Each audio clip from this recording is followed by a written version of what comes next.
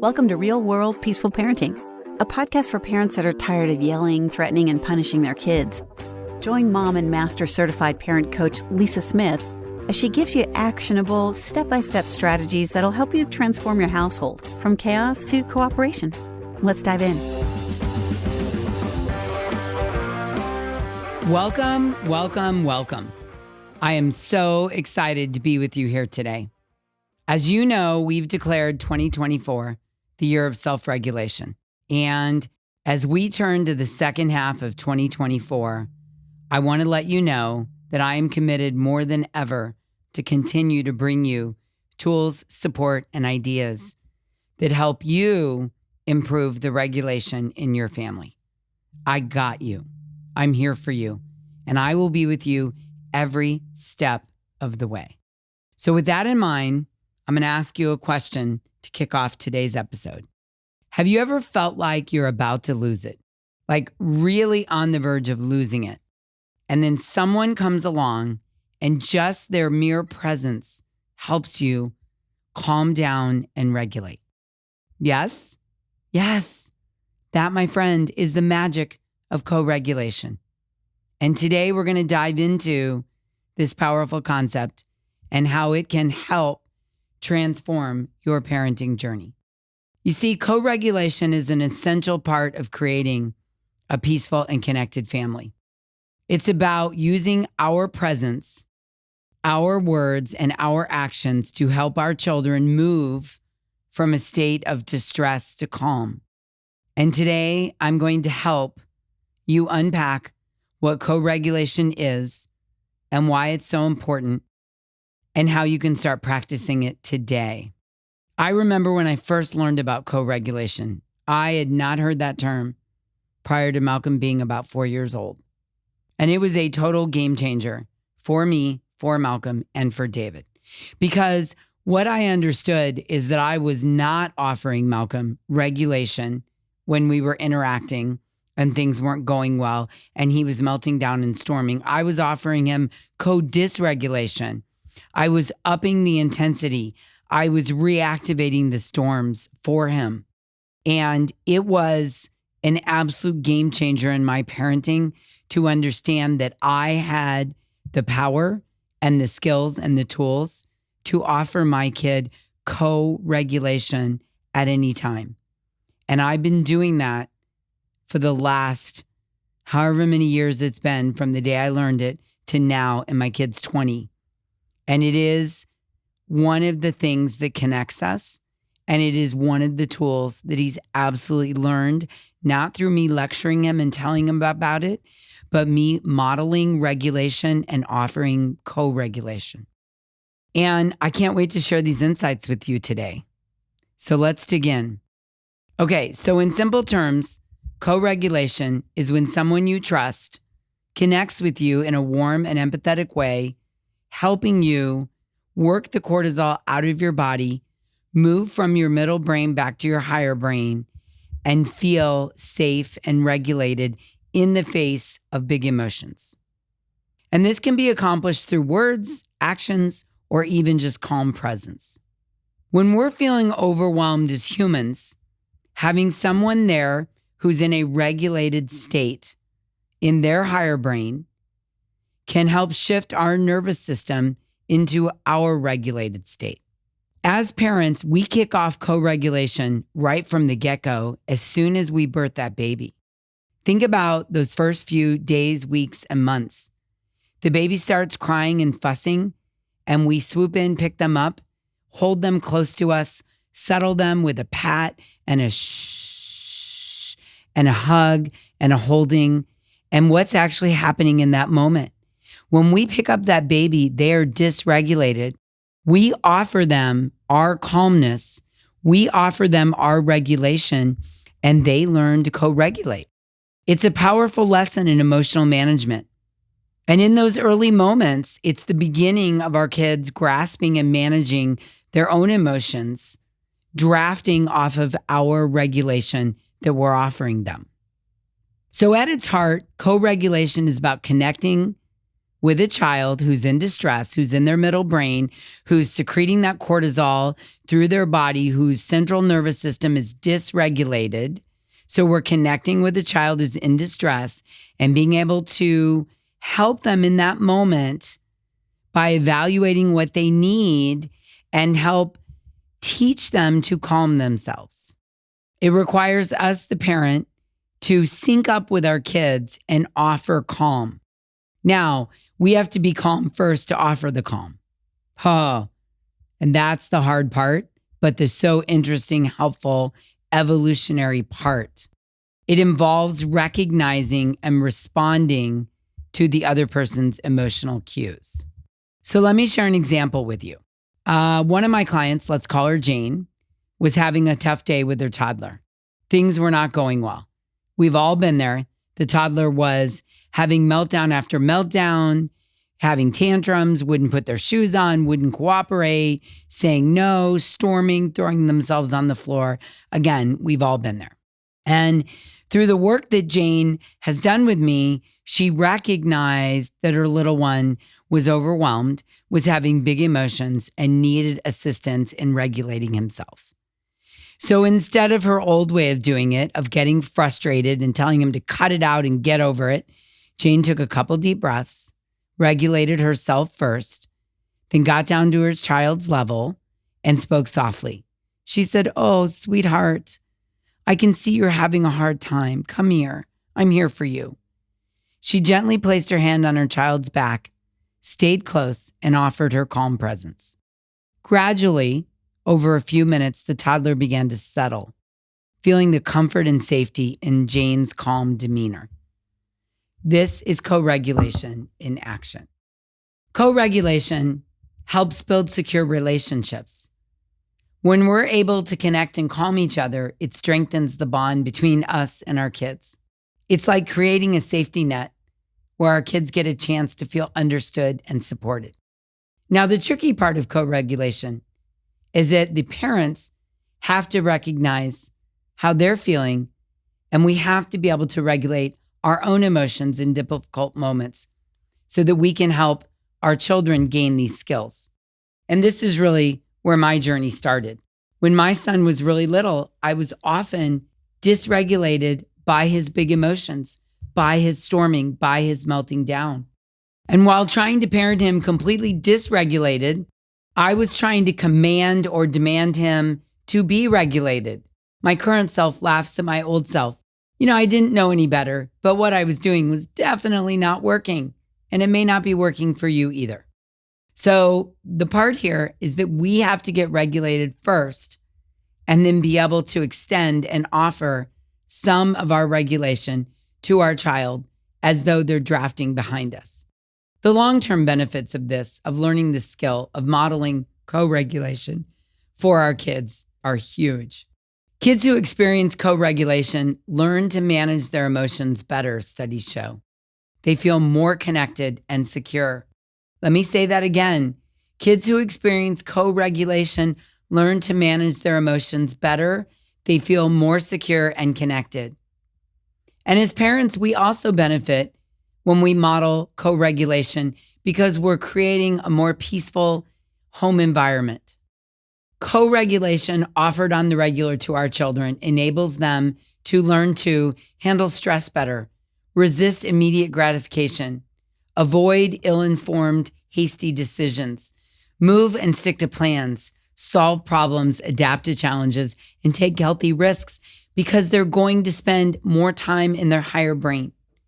And all of those skills that I just mentioned are possible when we spend more time in our higher brain, our prefrontal cortex, using our executive function. Okay, this episode wouldn't be complete if we didn't talk about distress. All secure relationships require us to tolerate a healthy amount of distress.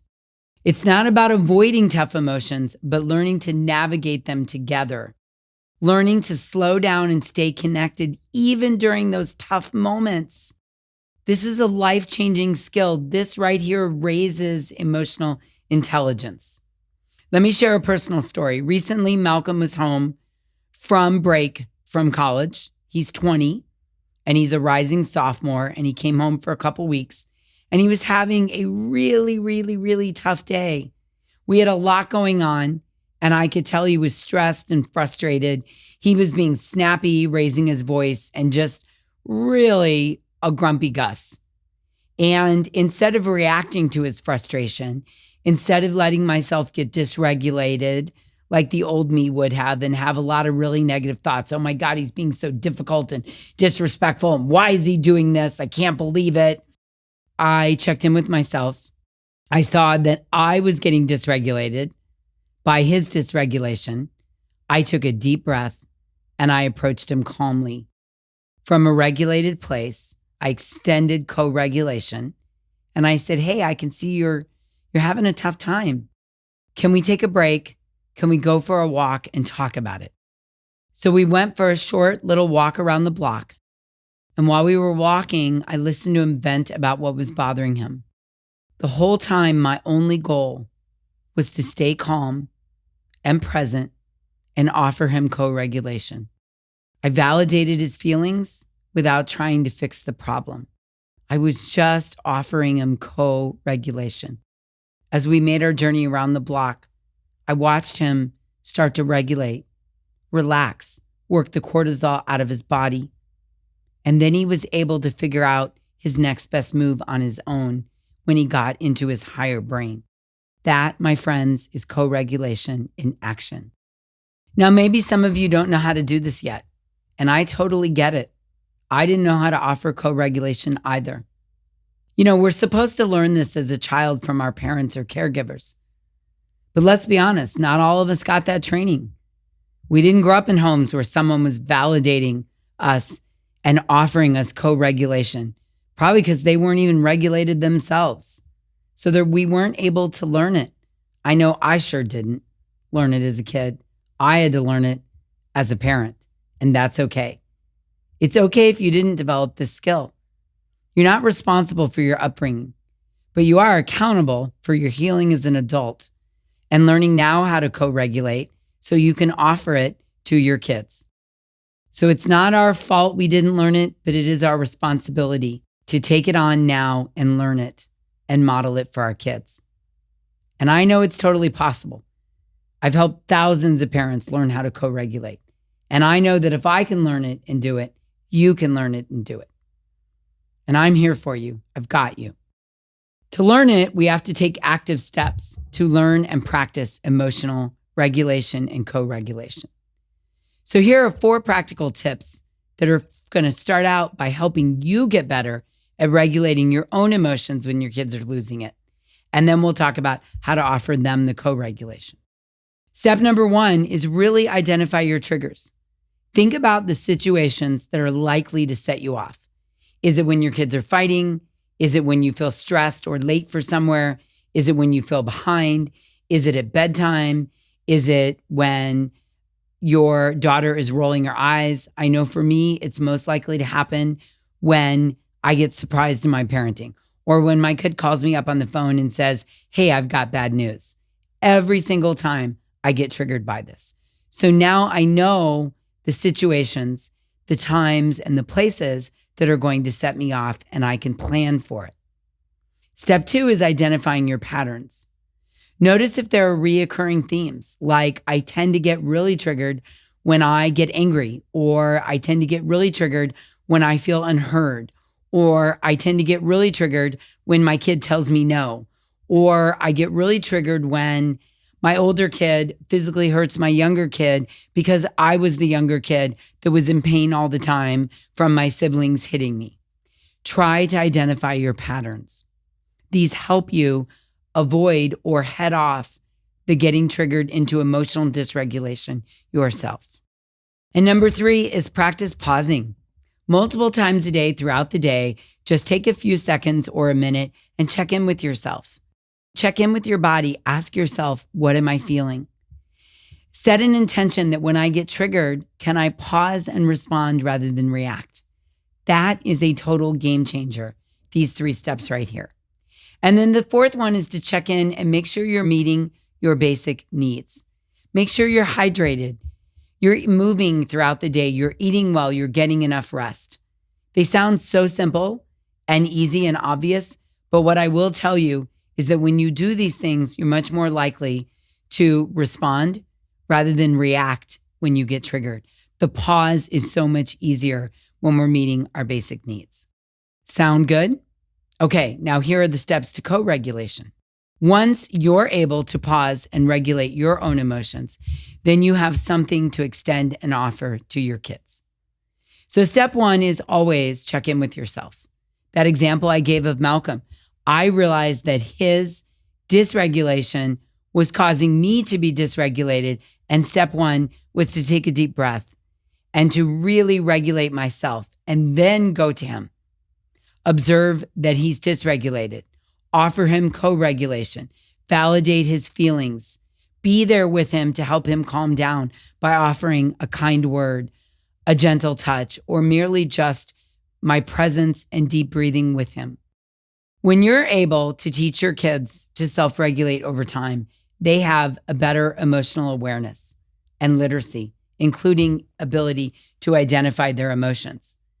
They learn to self-regulate and self-soothe over time and take on that job themselves, which is where I'm at mostly with my kid now. Years and years and years of offering co-regulation has built up his emotional regulation skills, and 90% of the time, he can now self-soothe and self-regulate. The secret sauce to regulating your emotions is practice and patience. Practice and patience for you as the parent, and practice and patience for your kid as you offer them co-regulation. Now listen, I'm fully aware that consistency is difficult, but it's the key. It's about showing up every day and trying your best, even when it feels hard, even when your kids are triggering you, even when you've had a poor night's sleep, even when you skipped lunch today, or you have no idea what you're going to make for dinner and you feel completely behind in your work. You just keep showing up and trying your best. It's all about trial and error. And I beg you, please don't be afraid to make mistakes, because each mistake is a learning opportunity. If you keep at this regulation and co-regulation over time, you will see improvements. I've had many clients who felt like they were never going to get the hang of this. But with encouragement and practice and talking about the skills and the process to offer co-regulation, they started seeing changes. They felt more in control. The co-regulation that they could offer their kids was more and more and more each time. Relationships improved, and a byproduct is that they felt even more connected to their kids. So let me share another example with you. Let's say that there's a 12-year-old boy named David, and he's tackling a writing assignment at the beginning of the school year. He's in his bedroom. He's working at his desk. He doesn't like to do homework as it is. And his mother noticed after school that day, he seemed to be having a really rough day. But he's in his bedroom trying to rush through his homework and get this writing assignment done. Suddenly, from the kitchen, his mother hears loud noises. She marches into his bedroom and finds him throwing a stapler, a notebook, and a container of pens off his desk while he's yelling in a very angry, loud voice, "What is wrong with me? I suck at writing and I hate school." And then he puts his head down on his desk and starts banging his head lightly on the desk. Okay, let's be honest. This is very dysregulating to David's mother, witnessing all this. So she recognizes that first and takes a couple seconds while standing at the threshold of the door to take a couple deep breaths and tell herself she is safe and she can go help him. She knows that he needs help. She recognizes that he needs help calming down first, not help being told he can write the paper, not help being told he shouldn't hate school. She doesn't need to rush in there and tell him to just put his head down and get it done. She recognizes through the work we've done together that step one is she needs to help him regulate, work the cortisol out of his body, and bring his brain back online. So she herself takes a couple deep breaths. And when she feels ready, she walks over to him. She whispers his name and she places her hand on his shoulder. And she just stands there with him for a few seconds, breathing and offering him her calm. David gradually starts sitting up in his chair. He looks at her and she says, "I can tell how frustrated you are with the assignment. It must be a really challenging one. And I know the last thing you want to do is come home from school and start homework." And she just stands there and offers him co-regulation with some deep breaths. After a few seconds, he mutters, "I can't do it. I just can't do it." She continues to rub his back and says, I know it doesn't feel like it right now." She says, "Let's go into the kitchen and get some water." David glumly follows her into the kitchen, stomping almost in. She pours him a glass of water, and they just stand there, and she bears witness to him drinking the water and then taking some deep breaths. After a few minutes, she watches him take a giant deep breath and walk back to his desk to return to his homework. She didn't encourage him to do the homework. She didn't rush him. She offered him co-regulation. So now I want you to take a moment and think about your own triggers. What situations set you off? Reflect on your patterns. When are you most likely in interacting with your kids to get dysregulated? Write them down. Share your thoughts with me on Instagram at @peaceful_parent or send me an email at lisa@thepeacefulparent.com. I'd love to hear about your aha moments and your patterns and what you notice.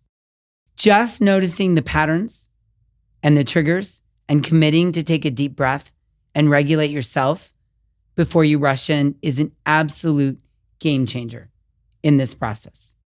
Again, I can't say it enough.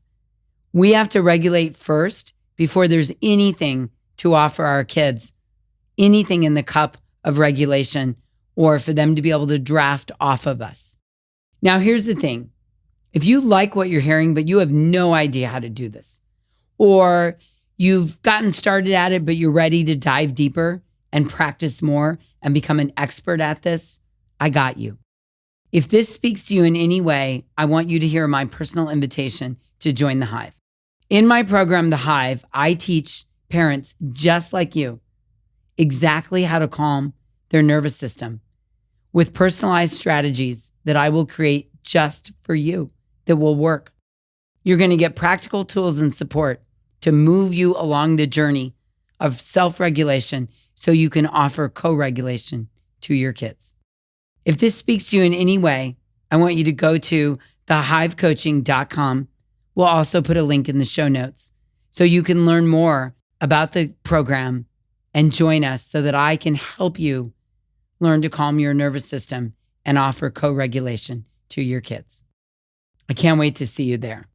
All right, let's recap what we've covered today. We talked about what co-regulation is and why it's important, the challenge of distress tolerance, and practical tips for regulating your emotions.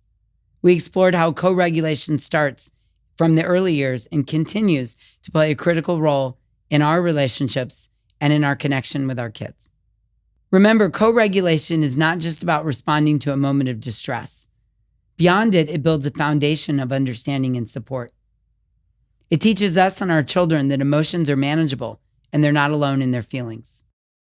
As you've seen through the stories I shared with you today, whether it's helping a toddler calm down from a tantrum or supporting a college student like Malcolm through a stressful day, co-regulation is about connecting deeply and meaningfully.